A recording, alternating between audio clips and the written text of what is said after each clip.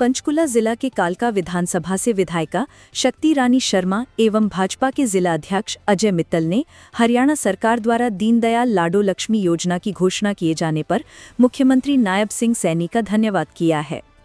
पंचकुला भाजपा मुख्यालय पंचकमल में एक प्रेसवार्ता के दौरान विधायक शक्ति रानी शर्मा ने कहा कि दीनदयाल लाडो लक्ष्मी योजना महिलाओं के सम्मान, सुरक्षा और सशक्तिकरण की दिशा में लिया गया एक ऐतिहासिक निर्णय है। शक्ति रानी ने कहा कि ये योजना महज आर्थिक सहयोग नहीं बल्कि हमारी मातृशक्ति को आत्मनिर्भर बनाने का एक बड़ा कदम है। उन्होंने कहा कि मुख्यमंत्री नायब सिंह सैनी के नेतृत्व में हरियाणा सरकार हर महिला को आत्मनिर्भर, हर बेटी को सुरक्षित और हर परिवार को खुशहाल बनाने की दिशा में कार्य कर रही है। विधायक शक्ति रानी शर्मा ने बताया कि प्रथम चरण में सालाना 1 लाख रुपए की आय वाली 23 वर्ष से 60 वर्ष की सभी महिलाओं को इस योजना के तहत प्रतिमाह 2100 रुपए का लाभ मिल सकेगा। उन्होंने कहा कि चरणबद्ध ढंग से हरियाणा की सभी महिलाओं को इस योजना के दायरे में लाकर लाभ दिया जाएगा। शक्ति रानी शर्मा ने कहा कि आगामी 25 सितंबर को अंत्योदय एवं एकात्म मानववाद के प्रणेता पंडित दीनदयाल उपाध्याय की जयंती के अवसर पर दीनदयाल लाडो लक्ष्मी योजना की राशि पात्र महिलाओं दिए जाएंगे। शक्ति रानी ने कांग्रेस शासित राज्य सरकारों का जिक्र करते हुए कहा कि चुनाव से पहले वहां भी महिलाओं को आर्थिक लाभ के वादे कांग्रेस द्वारा किए गए थे, लेकिन एक भी वादा आज तक पूरा नहीं किया गया है। कांग्रेस पर तंज कसते हुए उन्होंने कहा कि कांग्रेस सिर्फ जनता को गुमराह करने का काम करती है। को लेकर किस तरह से आप देखते हैं? सभी पत्रकार साथियों और उपस्थित लोगों का मैं हार्दिक अभिनंदन करती हूँ, स्वागत करती हूँ। सबसे पहले मैं प्रधानमंत्री श्री नरेंद्र मोदी जी का, केंद्र सरकार का आभार व्यक्त करना चाहती हूँ, जिनके नेतृत्व में देश आज नई ऊंचाइयों को छू रहा है।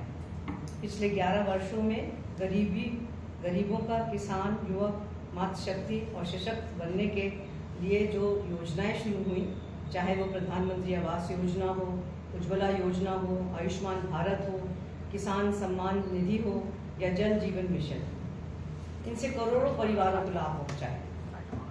हरियाणा के मुख्यमंत्री श्री नायब सिंह सैनी जी के नेतृत्व में हमारी सरकार ने समाज के हर वर्ग के लिए योजनाएं लागू की हैं, चाहे किसान हो, महिला हो, वृद्धजन हो या युवा हो।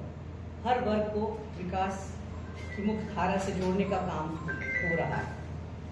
और आज इस प्रेस कॉन्फ्रेंस का उद्देश्य महिलाओं के सम्मान, सुरक्षा और सशक्तिकरण के लिए हरियाणा सरकार द्वारा किया जा रहा है ठोस कार्य मैं साझा करना चाहती हूँ।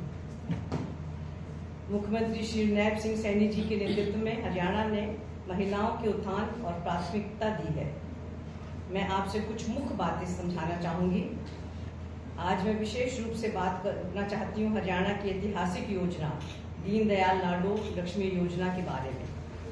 ये योजना जब हमारा इलेक्शन हो रहा था, उस दौरान हमारे मुख्यमंत्री जी ने ये योजना लाए थे और महिलाओं को इस बात का आश्वस्त किया था कि हम इस योजना को लागू करेंगे। इस योजना के अंतर्गत हरियाणा महिलाओं को 2100 रुपये प्रति माह आर्थिक सहायता देंगे।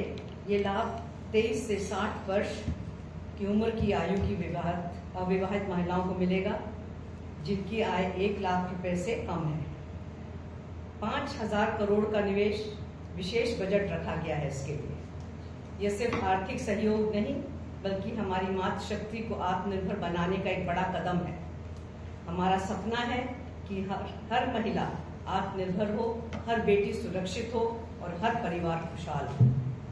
महिलाओं के सम्मान, सुरक्षा और सशक्तिकरण के लिए हरियाणा सरकार द्वारा बहुत सी योजनाएं चलाई जा रही हैं, जिनमें से मुख्य शिक्षा, बेटी बचाओ बेटी पढ़ाओ अभियान, छात्रवृत्ति योजना, साइकिल वितरण योजना, डिजिटल क्लासरूम और बहुत सारे सुरक्षा के भी ठोस कदम उठाए जा रहे हैं, जिसमें दुर्गा शक्ति रैपिड एक्शन फोर्स है, पिंक पेट्रोल है, महिला हेल्पलाइन है, महिला थाने खोले गए हैं। जिस तरह से हर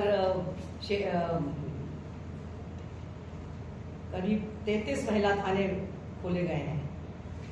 रोजगार में भी महिलाओं को बहुत आत्मनिर्भर बनाया गया है और इसके लिए मैं पूरे समस्त हरियाणा वासियों को बधाई देना चाहती हूँ कि जो ये हमारे मुख्यमंत्री जी ने ये पहल करी है उसके लिए पूरे हरियाणा वासियों की तरफ से, महिलाओं की तरफ से मैं उनका धन्यवाद भी करना चाहती हूँ। और आज बहुत गंभीर मुद्दा है जिसके भी ऊपर मैं भी बोलना चाहती हूँ। हाल ही में बिहार के दरभंगा में कांग्रेस और आरजेडी के मंच से प्रधानमंत्री नरेंद्र मोदी जी और उनकी स्वर्गीय माता जी के लिए जिस तरह की गंदी और अपमानजनक भाषा का इस्तेमाल किया गया है, वे केवल शर्मनाक नहीं बल्कि लोकतंत्र के लिए कलंक भी है। हमारे देश की संस्कृति में माताओं बहनों की पूजा की जाती है, परंतु विपक्ष में संस्कारों का अभाव नजर आ रहा है। कांग्रेस पार्टी राजनीति को इतना नीचे गिरा चुकी है कि उसे यह सच स्वीकार नहीं हो रहा है कि आज भारत के प्रधानमंत्री को पूरी दुनिया में सराहा जा रहा है। विपक्ष का काम है कंस्ट्रक्टिव सुझाव देना, लेकिन केवल तुच्छ राजनीति कर रही है। इनको समझाना होगा कि देश की जनता इन्हें कभी माफ नहीं करेगी। विपक्ष को गरिमा और जिम्मेदारी के साथ देश हित में अपनी भूमिका निभानी चाहिए। हरियाणा सरकार केंद्र के विजन के साथ लेकर आगे बढ़ रही है। हम अपनी माताओं, बहनों और बेटियों को सशक्त करने के लिए कटिबद्ध हैं। हमारी सरकार योजनाओं के माध्यम से समाज के हर वर्ग को जोड़ना और आगे बढ़ाने का कार्य कर रही है। हम जनता से अपील करते हैं कि ऐसी घटिया राजनीति को सिरे से खारिज करें और देश में विकास को अपना योगदान दें। बहुत बहुत धन्यवाद आप सबका। तो मैम, जिस प्रकार से भाजपा ने महिलाओं को सशक्तिकरण करने के लिए कई योजनाएं चलाई हैं, इसमें लाडो योजना भी है, लेकिन पड़ोसी राज्य हैं जो हिमाचल की कांग्रेस सरकार हो चाहे पंजाब की आम आदमी पार्टी, उन्होंने भी कई योजनाओं जो घोषणाएं की थी महिलाओं को लेकर, लेकिन आज तक जो है वो लागू नहीं की गई हैं। तो किस तरह से देखते हैं ये पार्टियों की रणनीति? ये जो विपक्ष है, ये आप सबको पता है, एक झूठ का पुलंदा है। सिर्फ झूठ और सिर्फ झूठ ही बोलते हैं, चाहे वो किसी भी स्कीम के तहत हो या किसी भी वादों के तहत हो, या चाहे जिस तरह से आजकल आप देख रहे होंगे कि विधानसभा में भी और संसद में भी सिर्फ झूठ का सहारा लेके विपक्ष, क्योंकि उनके पास और कुछ नहीं है बोलने के लिए, सिर्फ एक झूठ ही है और उसकी सहारे पे वो अपने आप को दिखावा कर रहे हैं। तो बिहार चुनाव में भी जो कांग्रेस है वो कई हथकंडे अपना रही है, तो किस तरह से देखते हैं जो बिहार चुनाव है उसमें भारतीय जनता पार्टी भी प्रचार कर रही है जोरों शोरों से, तो क्या लगता है आपको? देखिए, भारतीय जनता पार्टी जमीन पे काम करती है, सिर्फ झूठे वादे और झूठी अफवाहें नहीं फैलाती है। और जो कांग्रेस और अन्य पार्टियां हैं वो सिर्फ झूठे वादे ही कर सकते हैं, कोई वादे वो अपने पूरे करते नहीं हैं। आपने खुद कहा कि हिमाचल में उन्होंने 1500 रुपये देने का वादा किया था, आज तक उन्होंने कोई वादा पूरा नहीं किया है। और हालांकि जब हमारी सरकार ने आते से ही उसके ऊपर काम करना शुरू किया और एक बजट अलग से आवंटित किया गया और उसको लागू भी किया है। मैम, जो ये लाडो लक्ष्मी योजना है हरियाणा प्रदेश में, इसमें कौन कौन से कैटेगरी के लोग शामिल हैं और क्या उम्र इसमें निर्धारित की गई है? देखिए, उम्र हमने अभी आपको बताई है कि 23 से 60 साल तक की महिलाएं, चाहे वो विवाहित हों या अविवाहित हों, उनको इस योजना का लाभ मिलेगा और 1 लाख रुपए से कम जिसकी इनकम हो।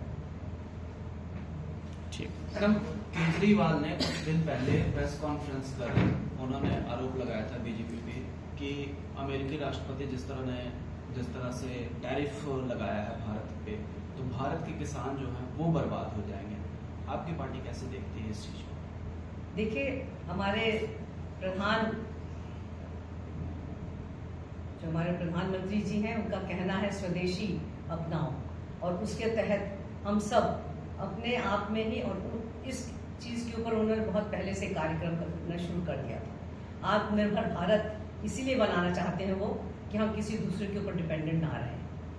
तो हम चाहे किसान हो हमारे, चाहे बुनकर हो, चाहे टेक्सटाइल हो, चाहे कोई भी हमारे भाग के व्यक्ति हो, उन सबको independent banana, make in India, अपना आपको स्वयं पूरा करना, ताकि हम किसी के ऊपर निर्भर ना रहें। इसकी मुहिम हमारे प्रधानमंत्री जी ने बहुत पहले शुरू कर दी थी। मैम, बिहार के दरभंगा में जिस तरह से राहुल के मंच से बयानबाजी हुई स्पीकर पे, उसमें राहुल गांधी शामिल नहीं थे, तो राहुल के खिलाफ प्रदर्शन क्यों, जबकि बिहार पुलिस ने उस व्यक्ति को भी गिरफ्तार कर लिया है जिसने ऐसे अशब्द प्रधानमंत्री के बारे में कहा था? देखिए ये स्टेज पे मंच पर उनका था, साझा मंच है तो सोच भी उनकी साझी है, इसमें कोई दो राय नहीं है। और ये पहली दफा नहीं हुआ है जो उन्होंने प्रधानमंत्री को अटैक किया है। समय समय पे वो प्रधानमंत्री को अटैक करते हैं और वो साफ दर्शाता है कि उनकी अपब्रिंगिंग कैसी है। अगर वो संस्कारिक होते तो कभी भी ऐसे तरह के शब्द नहीं यूज कर सकते। आज की तारीख में हमारे देश की क्या प्रथा है, हम अपनी माताओं बहनों को पूजते हैं, देवी का रूप मानते हैं, और आप हम लोग के बुजुर्गों के लिए ऐसे शब्द यूज करेंगे। अभी तक कांग्रेस की तरफ से कोई भी बयान नहीं आया है। जिस तरह से देश में प्रदर्शन हो रहे हैं, खास करके बीजेपी सरकार जिस तरह से प्रदर्शन कर रही है, लेकिन कांग्रेस ने पलटवार इस मामले को बैकफुट पर है, वो कैसे अब जवाब देंगे। बहुत सेंसिटिव है, माँ होती है और माँ सबकी साझी होती है। अब बीजेपी क्या मांग करती है इसमें? बिल्कुल माफी मांगनी चाहिए उनको, पूरे देश से माफी मांगनी चाहिए। पर उनकी तरफ से कोई बयान तो आया नहीं अभी।